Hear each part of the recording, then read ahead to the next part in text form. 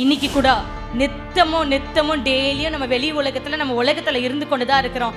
ஏதாவது ஒரு பாவம், ஏதாவது ஒரு அசுத்தமான காரியங்கள், ஏதாவது ஒரு தேவையில்லாத காரியங்கள் நம்மளை அணுகாத இருக்கவே இருக்காது. ஹல்லேலூயா.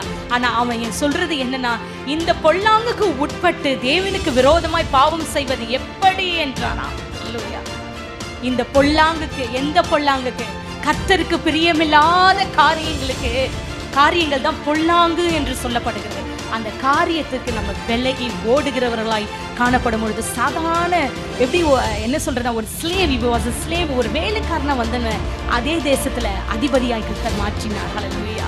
இன்றைக்கு கூட நம்மளை கவனிக்கிறார் தேவன். ஹல்லேலூயா. நம்ம வாழ்க்கையின் முறையை கவனிக்கிறார். சோதனை வரும்போது நீ அதை விட்டு விலகி ஓடுறியா, இல்ல அதோட நீ எசைந்து கொள்ளுகிறாயா, அந்த காரியங்களை நீ ஒற்றிக்கொள்ளுகிறாய் என்று நம்ம தேவன் கவனிக்கிறவராக இருக்கிறார். நம்ம என்ன செய்யணும்னா, விலகி ஓடி தேவனுடைய ஆசீர்வாதத்தை பெற்றுக்கொள்ளுகிறவர்களாய்